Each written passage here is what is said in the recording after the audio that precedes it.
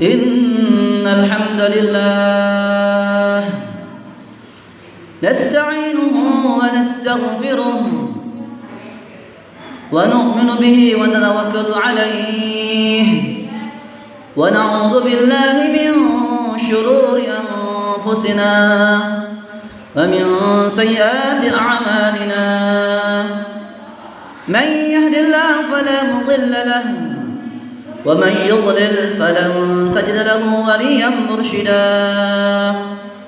أشهد أن لا إله إلا الله وحده لا شريك له أحدا صمدا لم يلد ولم يولد ولم يكن له كفوا أحد وأشهد أن محمدا عبده ورسوله وحبيبه داعيا إلى الله بإذنه وسراجا منيرا أما بعد يا عباد الله اتقوا الله حق تقاته ولا تموتن إلا وأنتم مسلمون قال تعالى في القرآن الكريم أعوذ بالله من الشيطان الرجيم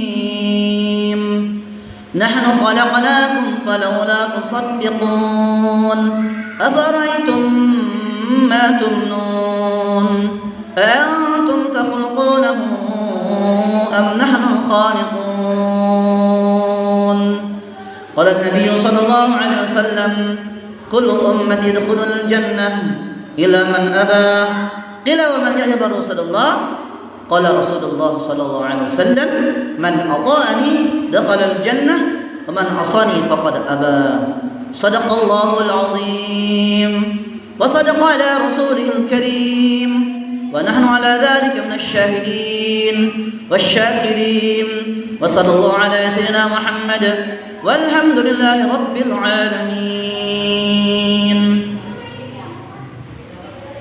Perkara yang paling mulia di antara yang termulia adalah membesarkan Allah, mengagungkan Allah, menghebatkan Allah, bahkan membesarkan perintah-perintah Allah.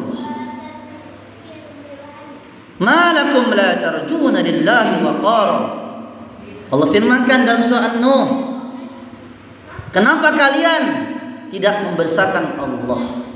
Wa qad khalaqakum adwara. Sungguh Allah telah ciptakan kalian dikit demi sedikit. Allah ciptakan kita tidak ada.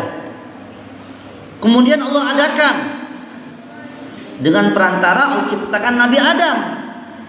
Bahkan Allah ciptakan Nabi Adam dengan tangannya, khalaqtu biyadai.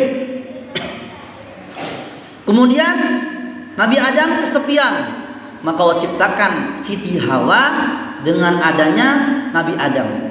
Sehingga ulama mengatakan dalam surah An-Nisa ayat pertama, Allah ciptakan Nabi Adam dari tulang rusuknya. Allah ciptakan Siti Hawa, nenek moyang kita, daripada tulang rusuknya Nabi Adam alaihissalam. Sehingga Nabi Adam diciptakan ada bapak, tidak ada ibu, dengan kehendak Allah.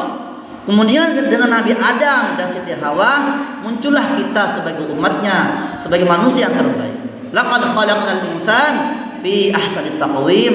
Sungguh kami, Allah Subhanahu wa taala menciptakan kita manusia dengan sebaik-baik bentuk.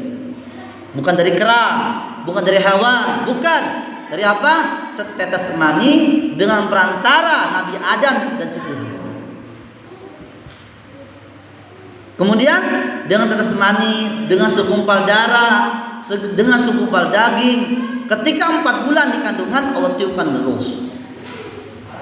Waqad khalaqakum atwar. Maka kita sebagai hambanya, sebagai hamba Allah yang diciptakan oleh Allah, dipelihara oleh Allah, diberi rezeki oleh Allah, layak kita membesarkan Allah, mengagungkan Allah, mengagungkan perintah-perintah Allah. Kemudian setelah kita mengagungkan Allah, kita memuliakan Rasulullah sallallahu alaihi wasallam. Dengan cara apa?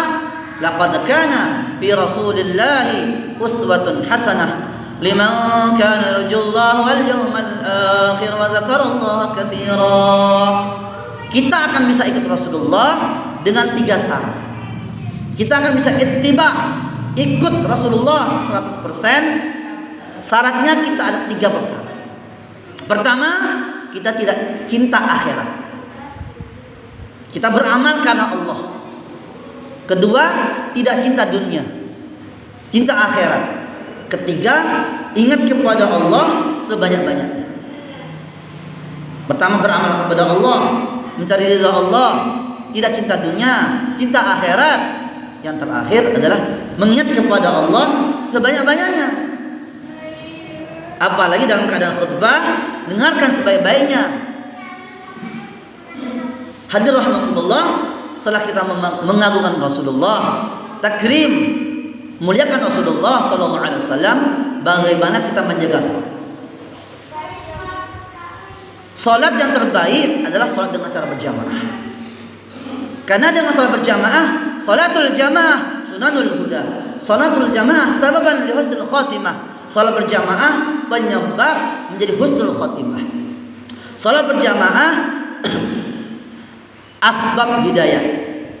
Salat berjamaah menjadikan sebagai jalan-jalan petunjuk. Sehingga Rasulullah SAW saking pentingnya salat berjamaah, Rasulullah SAW akan wafat, dua sakit parah, tetap salat berjamaah. Sehingga Rasul tidak pernah tinggalkan salat berjamaah kecuali uzur, sakit, hujan yang lebat, ketakutan dan sebagainya, tidak pernah tinggal salat berjamaah. Bahkan sakit pun tetap Rasulullah sallallahu alaihi wasallam salat berjamaah. Kenapa? Salat berjamaah adalah jalan-jalan petunjuk. Ulama terdahulu menjaga salat berjamaah mati-matian. Bahkan sehingga mereka menjaga salat berjamaah 40 tahun, 30 tahun, bahkan seumur hidup tetap menjaga salat berjamaah. Kenapa? Paham tentang agama, paham tentang pengorbanan. Karena dengan salat berjamaah dan banyak kebaikan-kebaikan, banyak keberkahan-keberkahan. Jalannya Allah hitung satu kebaikan, bahkan dihapuskan satu keburukan, bahkan diberikan satu derajat, satu langkah. Kalau 1000 langkah, 1000 kebaikan, 1000 dosa diampunkan, 1000 derajat dinaikkan. Pentingnya kita menjaga salat berjamaah, apalagi akan menjelang bulan Ramadan. Kemudian setelah kita menjaga salat berjamaah, wahai hamba Allah, bagaimana kita menjaga ilmu kita dan zikir kita? Kata ulama, kita bertanya kepada alim ulama tentang ilmu keadaan. Sebagaimana seorang pemuda, dia akan menikah, ingin melamar, bagaimana melamar menikah yang baik cara Rasulullah SAW. Kalau ingin bulan Ramadan, bagaimana kita menghadapi bulan Ramadan dengan cara yang baik? Maka kita bertanya kepada alim ulama, itu dinamakan ilmu masail. Kalau ilmu fadhail, kata ulama, kita cukup mendengarkan keutamaan beramal, cukup bagi kita. Kemudian setelah berzikir kepada Allah, berilmu kepada Allah, tidak cukup dengan ilmu berzikir saja, kita perbaiki akhlak kita. Karena dengan akhlak yang baik, kita tidak akan rugi, tidak akan buntung, tidak akan celaka di akhirat tepat. Tidak akan celaka, tidak akan jadi orang rugi di akhirat kelak. Kenapa? Orang yang berakhlak buruk akan celaka, akan rugi, bahkan akan bangkrut di akhirat. Kenapa? Akhlaknya buruk. Dalam hadis yang panjang, Rasulullah SAW sabdakan, nanti di akhirat nanti ada orang banyak amal, sedekahnya, sholat berjamaahnya, hajinya, umrohnya, ibadahnya seluruh diterima Allah, sah diterima oleh Allah.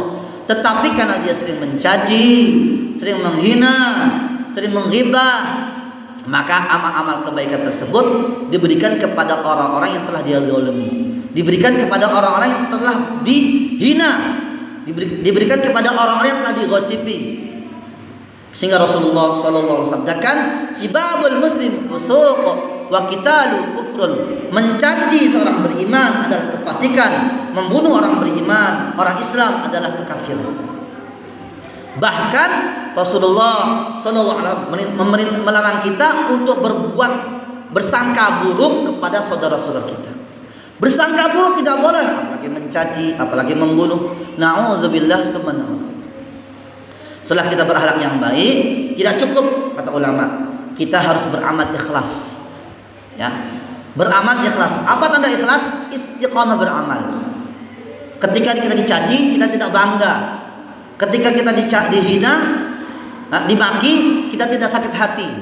Saya beramal bukan karena istri, saya beramal bukan karena mertua, saya beramal bukan karena ria, ingin dilihat oleh orang lain.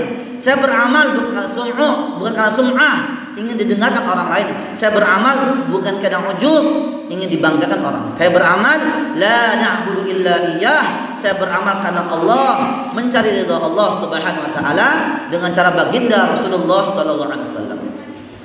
Terakhir, kita mengamalkan agama tidak cukup beribadah saja, berakhlak baik saja, tetapi kita ajak saudara-saudara kita, terutama bawahan kita, anak-anak kita, tetangga kita, dan umat seluruh alam, ajak mereka taat kepada Allah. Ajak untuk sedekah, ajak untuk umrah dan haji bagi yang mampu, ajak untuk puasa Ramadan, bahkan kita ajak mereka untuk sholat berjamaah. Ada kerisauan dalam hati kita untuk mengajak saudara kita untuk taat kepada Allah. Sebagaimana kita ridha, senang kalau kita masuk surga, dapat ridha Allah, maka orang lain juga ingin masuk ridha Allah, ingin masuk surganya Allah Subhanahu wa taala. Ajak mereka. Apa manfaatnya? Orang yang buat amal ma'ruf, orang yang buat amal ma'ruf, orang yang mengajak kebaikan, orang yang buat dakwah, orang yang buat tabligh, manfaatnya apa? Manfaatnya Allah Subhanahu wa taala akan kirim, Allah Subhanahu wa taala kirim pemimpin-pemimpin yang adil, yang baik. Tetapi kalau kita tidak berbuat amal ma'ruf, maka Allah Subhanahu wa taala akan kirim kepada kita, utus kepada kita pemimpin-pemimpin yang zalim, walaupun sebelumnya adil. Karena dosa umat tinggal amal ma'ruf, maka kata Rasulullah dalam hadis yang panjang, Allah akan kirim pemimpin-pemimpin yang buruk. Ulama mengatakan hari ini umat di Indonesia, kalau pemimpinnya buruk, maka dosa-dosa kita. Tetapi kalau umat hari ini amal yang baik, buat amal ma'ruf, setiap keluarga buat amal ma'ruf, maka Allah Subhanahu wa taala pasti akan utus pemimpin-pemimpin yang sangat baik, yang sangat adil, bahkan menyayangi anak-anak kalian. Semoga Allah berkebaikan kita, kepahaman kita, semoga Allah jaga kita dari fitnah yang zahir dan fitnah yang batin. Walhamdulillah sallallahu alaihi wasallam, walhamdulillahi rabbil alamin. Allahumma shalli ala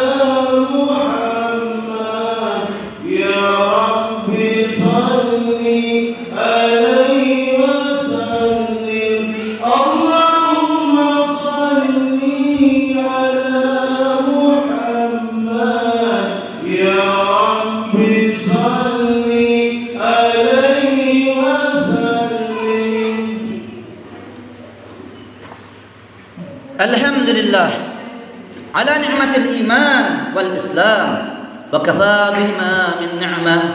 أشهد أن لا إله إلا الله الملك الحق المبين، وأشهد أن محمدا عبده ورسوله الصادق الوعد الأمين. يا عباد الله، اتقوا الله حق تقاته ولا تموتن إلا وأنتم مسلمون. يا عباد الله، واعلموا إن الله وملائكته يصلون على النبي. يا أيها الذين آمنوا صلوا عليه وسلموا تسليما. يا عباد الله، اتقوا الله واغفر للمسلم والمسلمات والمؤمنات الأحياء منهم والأموات.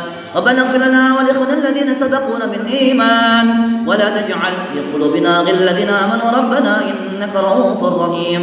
حسبنا الله لما أهمنا، حسبنا الله لمن عادانا، حسبنا لمن مكر بنا، حسبنا لمن خذلنا، حسبنا لمن حسدنا، حسبنا الله ونعم الوكيل ونعم المولى ونعم النصير. يا عباد الله، إن الله يأمر بالعدل والإحسان وإيتاء ذي القربى وينهى عن الفحشاء والمنكر والبغي يعظكم لعلكم تذكرون.